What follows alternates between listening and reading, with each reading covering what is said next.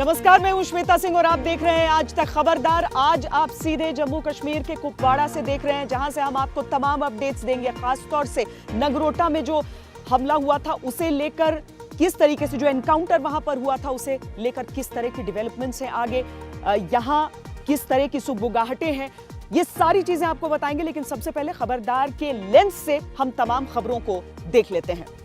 आज की सबसे बड़ी खबर यह है कि नगरोटा जो एनकाउंटर हुआ उसमें मारे गए आतंकियों का 26/11 प्लान सामने आ गया है। आतंकियों ने 26/11 हमले की बरसी पर श्रीनगर में 2008 के मुंबई हमले जैसे बड़े अटैक का प्लान बनाया था। 28 नवंबर से होने वाला जिला परिषद के चुनाव से पहले घाटी के तमाम नेताओं को निशाना बनाने की योजना थी। इसके लिए पाकिस्तानी सेना ने खुद अपनी निगरानी में आतंकियों की घुसपैठ कराई थी।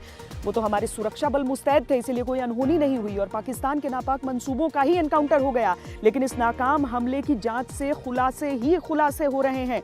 आज प्रधानमंत्री मोदी ने भी इस घटना को लेकर हाई लेवल मीटिंग की। उन्होंने अपने ट्वीट में बाकायदा पाकिस्तान का नाम लिया। यह खबर विश्लेषण की मांग करती है। इसके बाद आपको पाकिस्तान के अंदर ले चलेंगे। वहां इस्लामाबाद और रावलपिंडी की सड़कों को धुआं करने वाले, फ्रांस पर एटम बम गिराने की कस्में खाने वाले और इमरान की हुकूमत को अपने चेलों की मदद से घेर लेने वाले मौलाना खादिम हुसैन रिजवी की अचानक संदिग्ध परिस्थितियों में मौत हो गई है। ये मौलाना रिजवी इमरान खान के लिए मुसीबत बन गया था। ऐसे में आरोप लग रहे हैं कि यह पूरा का पूरा कारनामा आईएसआई का है। आज मालाबार युद्ध अभ्यास की धमाकेदार तस्वीरें हमारे पास आई हैं। अरब सागर में भारत ने अमेरिका, जापान और ऑस्ट्रेलिया के साथ अभ्यास करके जो संदेश दिया है उसे तस्वीरों के जरिए ही डिकोड करेंगे। शी जिनपिंग और इमरान खान को यह तस्वीरें बिल्कुल अच्छी नहीं लगेंगी। ये दोनों भारत को कामयाबी की सीढ़ी चढ़ते नहीं देख सकते। इनके दो ही मकसद हैं, भारत की जमीन पर अवैध कब्जा करना और आतंकियों की मदद से अशांति फैलाना। इन काम की खबर भी है। कोरोना से लड़ने के लिए भारत बायोटेक की कोवैक्सीन का तीसरा ट्रायल शुरू हो गया है। इस फाइनल फेज में हरियाणा के स्वास्थ्य मंत्री अनिल विज को पहली डोज दी गई है। वो पहले ऐसे मंत्री बन गए हैं जिन्हें स्वदेशी वैक्सीन दी गई है। अनिल विज ने इस ट्रायल के लिए खुद वॉलंटियर बनने की पहल की थी। लेकिन सबसे पहले जिस खबर का हम विश्लेषण खबरदार में करने वाले हैं वो है नगरोटा एनकाउंटर से जुड़ी हुई, क्योंकि नगरोटा में हमारे सुरक्षा बलों ने जो एनकाउंटर किया और उस एनकाउंटर के जरिए जिन आतंकियों को मार गिराया, वो एनकाउंटर सिर्फ उन आतंकियों का एनकाउंटर नहीं था बल्कि पाकिस्तानी साजिश का एनकाउंटर भी था। इसका ब्लूप्रिंट पाकिस्तान की खुफिया एजेंसी ने तैयार किया था और आतंकवादियों ने की घुसपैठ और लॉजिस्टिक्स की ठेकेदारी संभाली थी। पाकिस्तानी सेना ने, आज तक के पास इसके पुख्ता सबूत हैं जिसके आधार पर हम नगरोटा एनकाउंटर के आतंकवादियों से पाकिस्तान की पक्की रिश्तेदारी का पर्दाफाश करेंगे। लेकिन सबसे पहले आपको नगरोटा एनकाउंटर का महत्वपूर्ण अपडेट देते हैं। आज नगरोटा एनकाउंटर के मामले में प्रधानमंत्री नरेंद्र मोदी की अगुवाई में हाई लेवल मीटिंग हुई है। इस मीटिंग में गृह मंत्री अमित शाह, राष्ट्रीय सुरक्षा सलाहकार अजीत डोभाल के साथ सभी खुफिया एजेंसियों के अफसर मौजूद रहे। सूत्रों के अनुसार सरकार का मानना है कि नगरोटा में मारे गए आतंकवादी 26/11 मुंबई टेरर अटैक की बरसी पर आतंकी हमले की फिराक में थे।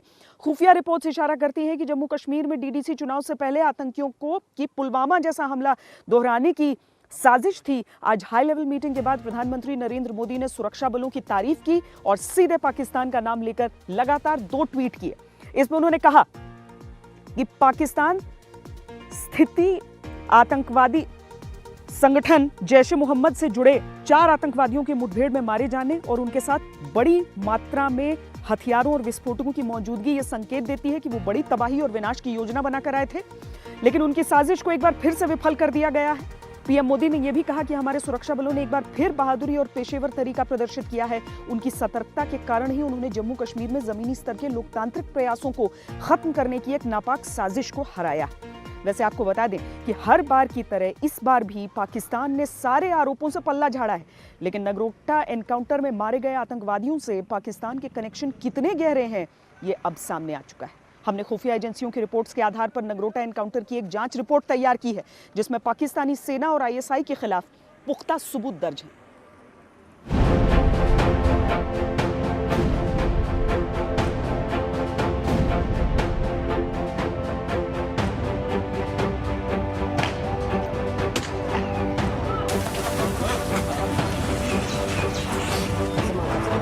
आज का भारत समझने और समझाने की नीति पर विश्वास करता है, समझने की भी और समझाने की भी। लेकिन अगर अगर हमें आजमाने की कोशिश की फिर तो जवाब भी उतना ही प्रचंड मिलेगा। जैसे धमाके भारतीय सेना ने आतंक के इस ट्रक में किए, वैसे ही धमाके पाकिस्तानी सेना के दिल में भी हो रहे होंगे। नगरोटा में भारतीय सेना की गोलियों ने सिर्फ आतंकवादियों को ही छलनी नहीं किया, बल्कि पाकिस्तानी सेना की छाती भी छलनी कर दी। क्योंकि पाकिस्तान के आतंकवादी हो या पाकिस्तान की सेना, उन्हें समझाना बेकार है।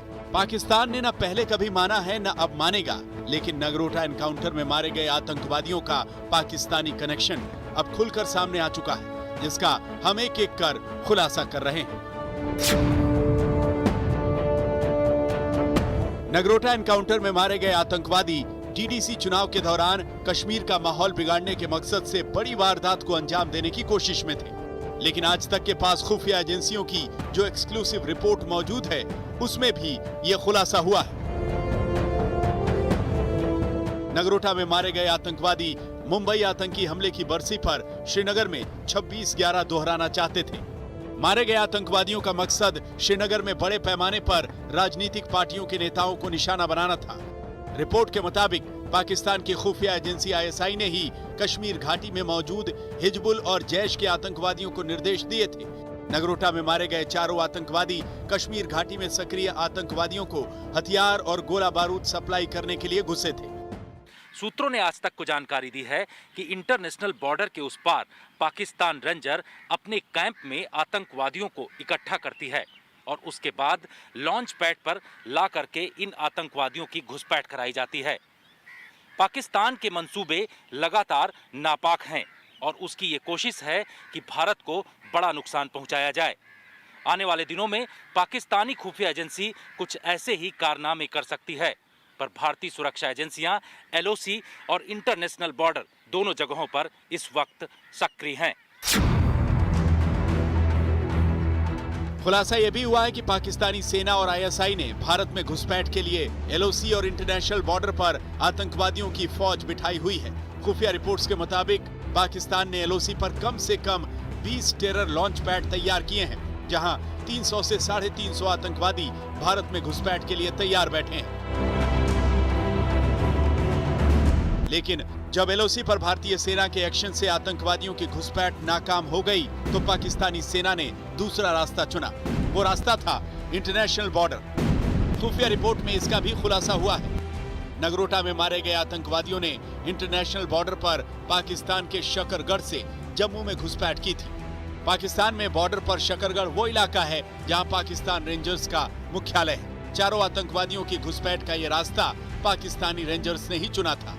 यही वजह थी कि आतंकवादी भारतीय सेना की नजरों में आए बिना भारत में घुस आए, लेकिन बचकर निकल नहीं पाए।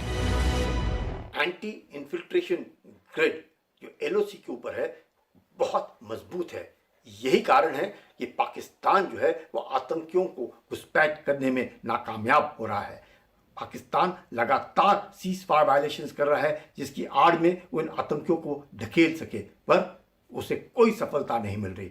यही कारण है कि अब पाकिस्तान जो है इंटरनेशनल बॉर्डर जम्मू के द्वारा, हीरानगर, सांबा के द्वारा इन आतंकियों को लेह भेजने की कोशिश कर रहा है, जिससे कि वो जम्मू नगरोटा श्रीनगर हाईवे के द्वारा कश्मीर घाटी में पहुंच जाए। 11 AK-47, 24 grenade, 3 pistol, 16 magazine, 2 IED circuit, RDX। ये जम्मू में पहला वाकया था जब आतंकवादियों के पास से हथियारों का इतना बड़ा जखीरा पकड़ा गया। इतनी बड़ी संख्या में आतंकवादियों को हथियार पाकिस्तानी सेना ने ही मुहैया करवाए थे। इसकी गवाही तो खुद ये हथियार दे रहे हैं कि पाकिस्तान पे विश्वास नहीं कर सकते।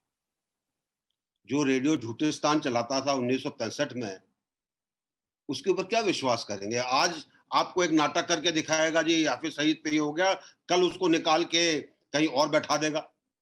तो जब तक चीजों के ऊपर पूरे तरीके से कोई पूरा एक्शन नहीं होता है, तब तक मैं तो विश्वास नहीं करता। नगरोटा एनकाउंटर की जांच अब एनआईए ने शुरू कर दी है और जांच का हर पहलू पाकिस्तानी साजिश की तरफ इशारा कर रहा है। पाकिस्तान अब माने या न माने, लेकिन एक बात अच्छी तरह समझ ले, वो आतंकवादियों को भारत की जमीन पर भेजता रहेगा तो भारतीय सेना भी आतंकवादियों को 2 गज जमीन के अंदर भेजती रहेगी, जिसका धमाकेदार ट्रेलर पाकिस्तान ने भी देखा होगा। आने वाले दिनों में अभी खतरा टला नहीं है। ये लोग बड़ी कोशिश कर रहे हैं पाक अधिकृत कश्मीर से 300 से 350 जो आतंकी मौजूद हैं लॉन्च पैड पर, उनको कश्मीर घाटी में भेजना। पर सूत्रों ने जानकारी दी है कि भारतीय सुरक्षा एजेंसियों ने अलग अलग जगहों पर अपनी चौकसी बढ़ा दी है, जिसके चलते ये आतंकी मारे जा रहे हैं। और इसकी एक मिसाल नगरोटा में दिखाई पड़ी। कैमरामैन अनिल जायसवाल के साथ जितेंद्र सिंह, आज तक। 365 दिन के 24 घंटे पाकिस्तान एक ही बात के बारे में सोचता है और वो है हिंदुस्तान। यहाँ जहाँ पर हम खड़े हैं कुपवाड़ा में, ये पीछे जो आप बत्तियाँ देख सकते हैं, ये दरअसल एंटी इन्फिल्ट्रेशन जो हमारा सिस्टम है, जिसे लाइन ऑफ कंट्रोल की तरह भी आप समझ सकते हैं। अब नगरोटा में जो आतंकी आए वो लाइन ऑफ कंट्रोल के जरिए नहीं आए, लाइन ऑफ कंट्रोल से नहीं आए, बल्कि इंटरनेशनल बॉर्डर के जरिए आए। और अगर आप इस साल के आंकड़े भी देखेंगे जो इन्फिल्ट्रेशन को लेकर रहे हैं, तो आपको ये सीधे तौर पर समझ में आ जाएगा कि क्यों आतंकी इस लाइन ऑफ कंट्रोल से आने की कोशिश नहीं करते हैं। इस साल अक्टूबर तक करीब 77 आतंकियों ने कश्मीर में घुसने की कोशिश की थी, जिनमें से 17 को मार गिराया गया, 24 को वापस भगा दिया गया। वर्ष 2019 में अक्टूबर तक करीब 200 आतंकियों ने घुसपैठ की कोशिश की थी, जिनमें से 4 मारे गए थे, 62 वापस भाग गए थे। लेकिन इसे पाकिस्तानी आतंकियों के मन में भारतीय सेना का खौफ कहेंगे कि इस साल अक्टूबर में आतंकी घुसपैठ की सिर्फ और सिर्फ 4 कोशिशें हुई। सभी कोशिशें भारतीय सेना ने नाकाम कर दी। जाहिर है एलओसी से घुसपैठ करवाने में पाकिस्तानी सेना को कड़ी मेहनत करनी पड़ रही है, इसीलिए उसने आसान रास्ता चुना। लेकिन भारतीय सेना ने नगरोटा में पाकिस्तान के आतंकियों को पकड़ लिया और उन्हें सीधे जहन्नुम का रास्ता दिखाया। नगरोटा एनकाउंटर के बाद सेना प्रमुख जनरल एमएम नरवणे ने पाकिस्तान को एक बार फिर बता दिया कि एलओसी पार करने की कोशिश करने वाले आतंकी जिंदा नहीं बचेंगे।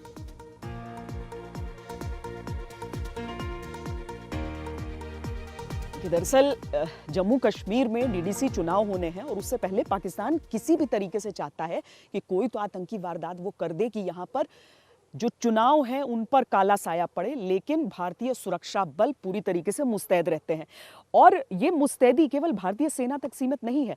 चूंकि पाकिस्तान का 26/11 जैसा प्लान भी चलता है, इसीलिए नौसेना की सतर्कता भी उतनी ही है। मेरे सहयोगी मनजीत सिंह नेगी ने बातचीत की है नौसेना के वाइस एडमिरल से। इस वक्त देश दोहरी चुनौती से जूझ रहा है। एक तरफ कोविड की चुनौती है तो दूसरी तरफ सरहद पर भी तनाव है। हमारे साथ बात करने के लिए नौसेना के डिप्टी चीफ एमएस पवार साहब हैं। एक बड़ा खतरा सर, आतंकवाद एक बड़ा खतरा है और 26/11 जो मुंबई पर एक बड़ा समंदर के रास्ते हमला हुआ था, उसके 12 साल पूरे होने जा रहे हैं। कितनी तैयार है इन 12 सालों को अगर देखें, और इस वक्त जो चुनौतियां हम देख रहे हैं कि जमीन से लेकर समंदर दोनों तरफ आतंकी चुनौती बढ़ रही है। आपने ठीक कहा, 12 साल का बहुत महत्व है। 12 साल में कुंभ मेला होता है, 12 साल में वनवास होकर श्री राम प्रभु वापस पधारे थे और अगले 5-6 दिनों में 12 साल बीत जाएंगे जब वो बहुत ही कवर्डली टेररिस्ट अटैक कई अन्य देशों से ऑर्केस्ट्रेट किया गया था मुंबई पर। लेकिन मैं आपको और पूरे देश को भरोसा देना चाहता हूं कि भारतीय नौसेना अपने अन्य स्टेक होल्डर्स के साथ मिलकर ऐसी कोई भी चुनौती, आतंकवाद की चुनौती समुद्र में या समुद्र के रास्ते अगर आएगी तो हम उस पर भारी पड़ेंगे और उसे डिफीट करने में कामयाब रहेंगे। हमने देखा कि कल एक बड़ा आतंकी हमला जम्मू के रास्ते की कोशिश की गई जिसको नाकाम किया गया। हाल के दिनों में उसमें ये भी कहा गया, जो इनपुट आ रहे हैं कि 26/11 को देखते हुए किसी बड़े आतंकी हमले की तैयारी वो लोग कर रहे थे। तो नौसेना को कुछ दिनों में कुछ इस तरह के इनपुट समुद्र के रास्ते मिले हैं। इसमें कोई शक नहीं कि हमारे दुश्मन हमेशा इस तैयारी में रहते हैं कि कोई मौका उन्हें मिले कि आतंकवादी हमला करवाए। लेकिन अब हमें कोई सरप्राइज नहीं मिलने वाली है। हम चौकस है, तैयार है। हमारा यही एफर्ट रहता है कि पूरे मैरीटाइम डोमेन अवेयरनेस को अप टू डेट मेंटेन किया जाए। आप जानते होंगे कि हमारा information fusion centre Indian Ocean region जो गुरुग्राम में स्थित है, वो हर कोई एक्टिविटी जो समुद्र में चल रही है, हर कोई शिप, सबमरीन एयरक्राफ्ट उनको ट्रैक करता है और हमें कोई सरप्राइज नहीं मिलने वाले इस बार अगर किसी ने कोशिश की आतंकवादी हमला करने की, हम पूरी तरह से तैयार है।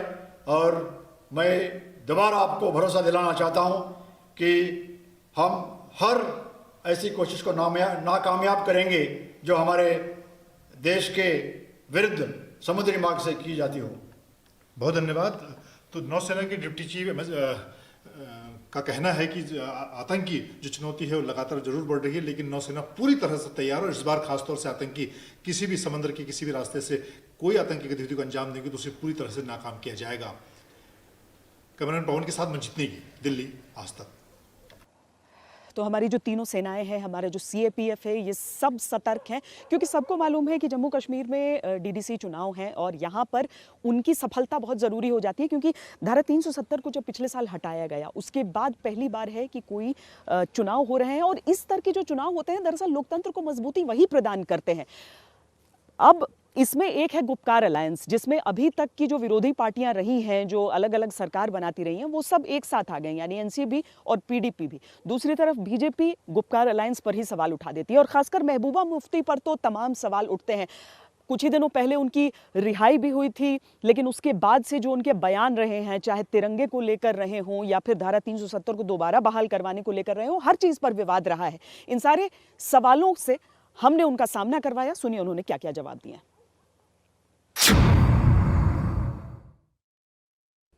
बिल्कुल, हमारा एजेंडा बहुत बड़ा है कि इस जम्मू कश्मीर की जो स्पेशल पोजीशन है उसको वापस कैसे लाए। उसके साथ साथ जम्मू कश्मीर के मसले की वजह से अभी तक जो हजारों लोग यहाँ मारे गए हैं, इसको खून खराबे को बंद करके जम्मू कश्मीर के मसले का हल कैसे करें। But at the same time जब इलेक्शन होगा, जब हमें लगेगा कि जो कम्युनल फोर्सेज हैं और उनकी जो प्रॉक्सीज हैं वो इलेक्शन में आके यहाँ जम्मू कश्मीर को और तहस नहस कर सकती हैं, उस वक्त हम फिर इकट्ठे हो जाएंगे and we will fight those forces tooth and nail. हम उनका मुकाबला करेंगे। हम उनको 1 सेंटीमीटर जगह भी नहीं देंगे जम्मू कश्मीर में पांव धरने के लिए। बीजेपी ने तो ये बताया था पूरे मुल्क के लोगों को कि हम 370 खत्म करेंगे, जम्मू कश्मीर में दूध की नदियां बहेंगी, आतंकवाद खत्म होगा, मिलिटेंसी खत्म होगी, सब कुछ ठीक ठाक हो गया। पर यहाँ तो उल्टा हो गए, यहाँ तो हालात ज्यादा खराब हो गए हैं। अभी जो डीडीसी के इलेक्शन में जो हमारे कैंडिडेट्स हैं, खासकर जो पीपल्स अलायंस के कैंडिडेट हैं, उन सबको बंद रखा हुआ है। उनको बोलते हैं बाहर जाओगे कैनवासिंग के लिए तो खतरा है, आपको मार दिया जाएगा। नहीं, ये कैसे देशद्रोही है। जवाहरलाल नेहरू के टाइम में जम्मू कश्मीर को एक स्पेशल पोजीशन मिली थी, अपना झंडा मिला था, अपना आईन मिला था। तो जवाहरलाल नेहरू क्या देशद्रोही थे जिन्होंने हमें झंडा दिया, जिन्होंने अपना आईन हमें दे दिया? Was he an anti national जिन्होंने 370 जिस वक्त हमको मिला? अगर वो एंटी नेशनल थे तो फिर शायद महबूबा मुफ्ती भी एंटी नेशनल होगी, जो ये कहती है कि जिस आईन की हम कसम खाते हैं असेंबली में जाते वक्त, असेंबली के जाने के बाद, मिनिस्टर बनते वक्त, चीफ मिनिस्टर बनते वक्त, मैंने जम्मू कश्मीर के आईन की कसम खाई है कि मैं उसको डिफेंड करूंगी। मैंने हिंदुस्तान की सॉवरेंटी और इंटेग्रिटी को अपहोल्ड करने की कसम खाई है। तो ये दोनों चीजें तो साथ साथ जाती हैं, हमारे मुल्क का झंडा और जम्मू कश्मीर का झंडा। नहीं, मुझे पाकिस्तान से क्या मिलना है? मुझे जो मिलना है इस मुल्क से लेना है। हमारी जो पहले भी स्पेशल पोजीशन थी 370, वो इसी मुल्क ने दिया था, जवाहरलाल नेहरू ने दिया था। तो हमने तो पाकिस्तान से हमारा कोई लेना देना नहीं है। पाकिस्तान अगर अटैक करता है, अगर वो मिलिटेंट भेजता है, तो यहाँ फोर्सेस उनके साथ मुकाबला करते हैं। तो उसमें महबूबा मुफ्ती कहाँ से आई? हाँ, चीन की बात कर लीजिए ना, चीन की बात क्यों नहीं करते हैं जिन्होंने 1000 स्क्वायर किलोमीटर हमारा ले लिया? उनके साथ क्यों नहीं जंग की बात करते हैं कि उनसे हम वापस लेंगे? ये जो राजनीतिक पार्टियां हैं उनकी एक बात है। मैं बहुत अलग अलग गाँव में, छोटे छोटे कस्बों में जम्मू कश्मीर के लगातार कई दिनों से जा रही हूँ, लोगों से बातचीत कर रही हूँ, और बहुत सारे इंडिपेंडेंट्स खड़े हो रहे हैं इन चुनावों में। बहुत सारे यूथ है जो आगे आ रहा है इन चुनावों में हिस्सा लेने के लिए, और शायद वहीं पर लोकतंत्र को उसका जवाब मिलेगा। बड़ी बड़ी बातें एक तरफ हैं और कश्मीर जो अपना भविष्य देखना चाहता है वो दूसरी। खबरदार में इस समय एक ब्रेकिंग न्यूज आपको दे देते हैं जो कोरोना वैक्सीन से जुड़ी हुई आ रही है। वो ये कि प्रधानमंत्री नरेंद्र मोदी ने एक उच्च स्तरीय बैठक ली है और बहुत सारे मुद्दे जिनमें देखिए देश में भी जो स्वदेशी वैक्सीन है जिन्हें विकसित किया जा रहा है, जिसके ट्रायल्स हो रहे हैं, और अनिल विज वो पहले मंत्री बने हैं जिन्होंने खुद पर ट्रायल के लिए वॉलंटियर किया। लेकिन इन सारी चीजों के बीच जो वैक्सीन बन रहा है वो कब तक आखिर तैयार हो जाएगा, सबके मन में ये सवाल भी है। इसके साथ ही प्रधानमंत्री ने दूसरे देशों में जो वैक्सीन बन रहे हैं क्या वो भारत हासिल कर सकता है और कितनी संख्या में हासिल करता है, इन सारी चीजों पर अपडेट लिया है। लगभग 1 साल होने को आ रहा है जब पूरी दुनिया दो चार हुई थी इस भयंकर महामारी से, और उसके बाद से ही दुनिया भर के अलग अलग देश इंतजार कर रहे हैं। भारत का इंतजार मुमकिन है जल्द खत्म हो, और उसी लिहाज से ये बैठक। लेकिन अब हम एक बार फिर वापस जरा इन हालात पर यहां पर आ जाते हैं और आपको दिखाते हैं जहां पर मैं खड़ी हूं वहां पर लाइन ऑफ कंट्रोल की कुछ बत्तियां आपको दिखेंगी। हालांकि अलग अलग इलाकों में अलग अलग तस्वीरें दिखती हैं, लेकिन यहां पर आपको लाइटों की शक्ल में साफ दिख जाएगा लाइन ऑफ कंट्रोल, AIOS, जो ये पूरी प्रणाली है जिससे पाकिस्तानी आतंकी खासकर थर-थर कांपते हैं। लेकिन यहां हम लाइन ऑफ कंट्रोल के उस पार आपको लिए चलते हैं, पाक अधिकृत कश्मीर, और उससे चंद किलोमीटर आगे पाकिस्तान, जहां पर एक मौलाना जो लगातार धमकी दिया करते थे कि फ्रांस पर न्यूक्लियर बम तक गिरा देंगे, उनकी मौत हो गई। मौत हुई, बड़ी संदेहास्पद मौत हुई, और जो उंगलियां उठ रही हैं वो तो पाकिस्तान की ISI तक पर उठ रही हैं।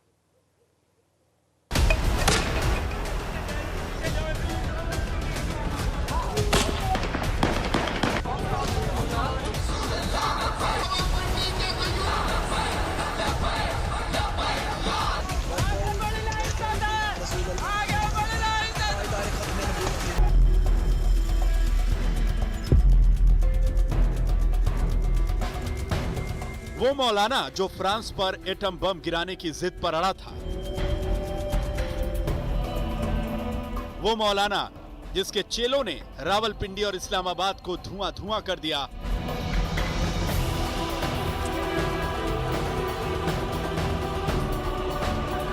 वो मौलाना जिसके एक हुक्म पर पाकिस्तान की राजधानी इस्लामाबाद को घेर लिया गया, इमरान खान की नींद उड़ गई।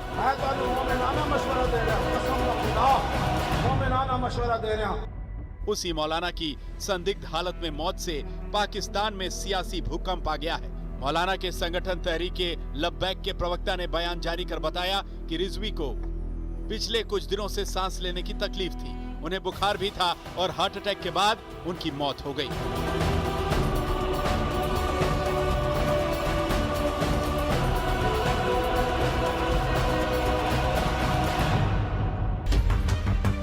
इमरान खान के लिए पिछले कई दिनों से सिरदर्द बने तहरीके लब्बैक के मुखिया का चैप्टर अचानक क्लोज हो गया। आम मजदूर इस मौलाना की जहरीली बातों का रिकॉर्ड यूं बंद होने से शक गहरा गया है। शक की सुई पहले से ही बदनाम ISI की तरफ है। सवाल उठ रहे हैं कि 57 साल के इस मौलाना की मौत अपने आप हुई या फिर उसे सोच समझकर ठंडा कर दिया गया। गाजी अब्दुल्ला शीशान ने वही काम किया जो रसूलुल्लाह चाहते हैं। इकबाल का तो अंदर हुजूर इश्क होवे, फिर एक सिपाही की जरब भी पूरे लश्कर का काम कर रहा। घोड़ा दौड़ाने हुए, तलवार लहराने हुए, इस्लाम तलवार से नहीं फैला। मैं कहूँ जे तेरे को तलवार नहीं चलती तो यहूद नसारा तो मुतासिर हो गया होना, तो एटम बम भी बढ़ाया तू वजह तलवारा ने वतना गलन। मौलाना खादिम हुसैन रिजवी के तेवर सीधे सीधे इमरान की मुश्किलें बढ़ा रहे थे, इसीलिए उंगलियां उन पर और पूरी व्यवस्था पर उठ रही है। इस्लामिक कट्टरवाद के खिलाफ फ्रांस के राष्ट्रपति के रुख की वजह से मौलाना ने जंग छेड़ दी थी और ये जंग पाकिस्तान की सड़कों पर लड़ी जा रही थी।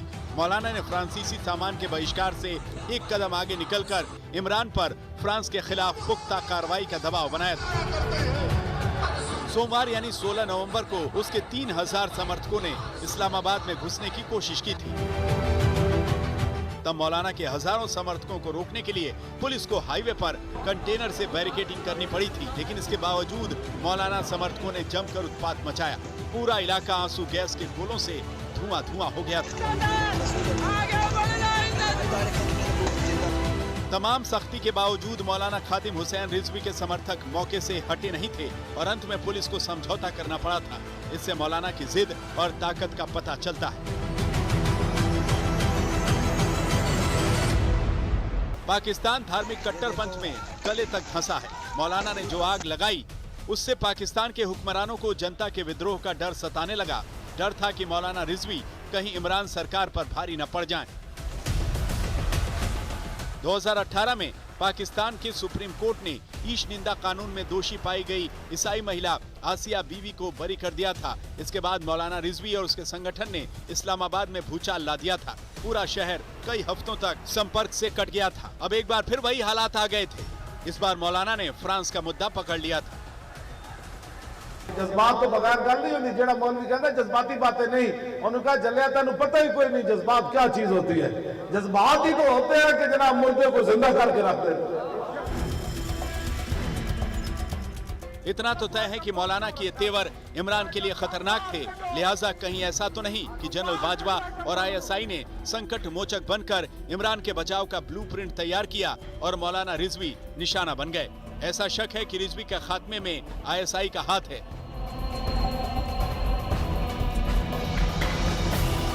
वैसे मौलाना खादिम हुसैन रिजवी की पूरी जिंदगी जहर की फसल में पानी डालते हुए गुजरी। धर्म के नाम पर वो लोगों को बरगलाता रहा, कश्मीर की शांति छीनने का ख्वाब देखता रहा, अपने चेलों को जिहाद का रास्ता दिखाता रहा और अंत में जब उसकी महत्वाकांक्षा धार्मिक कट्टरपंथ के दायरे से बाहर निकलकर पाकिस्तान में सियासी दखल की चाहत तक पहुंच गई तो उसकी सांसें रुक गईं। आज तक ब्यूरो।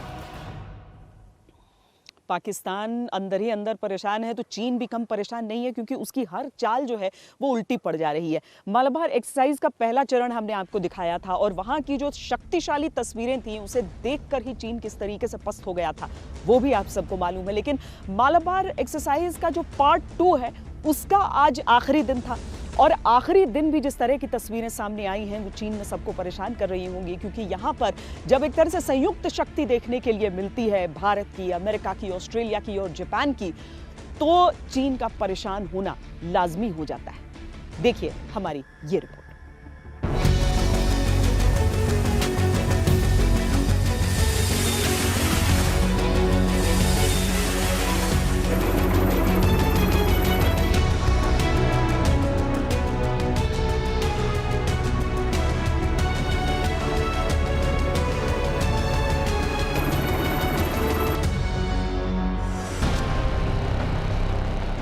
अरब सागर और हिंद महासागर में खूब हलचल है। युद्धपोत की तोपें गरज रही हैं।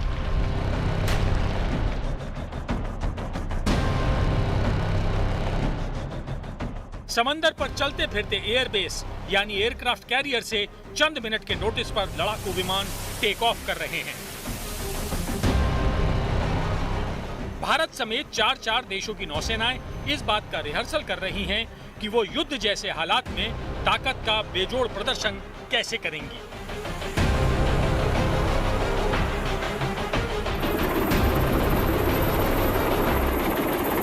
भारतीय नौसेना का युद्धपोत विक्रमादित्य, अमेरिकी नौसेना का एयरक्राफ्ट कैरियर निमित्ज, रॉयल ऑस्ट्रेलियाई नौसेना का युद्धपोत फ्रिगेट बल्लाट, जापान के डिस्ट्रॉयर युद्धपोत जेएस मुरासामे समेत कई डिस्ट्रॉयर और पनडुब्बियां पूरे दमखम के साथ दुश्मन के हौसले पस्त करने के अभ्यास में जुटे हैं।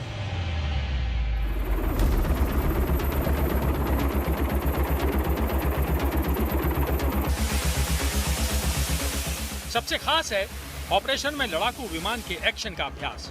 समंदर को चीरते हुए आईएनएस विक्रमादित्य से मेग-29 की उड़ान देखी।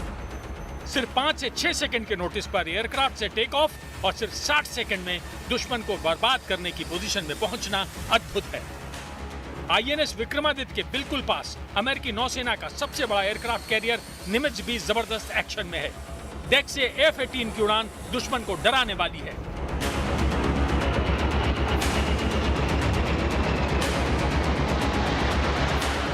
एयरक्राफ्ट के pilot cross deck flying operation को अंजाम दे रहे हैं, यानी युद्धपोतों पर हवाई हमला हुआ तो पलक झपकते डेक से उड़ान भरने की ताकत और दुश्मन पर काल की तरह टूटने की तैयारी का रिहर्सल।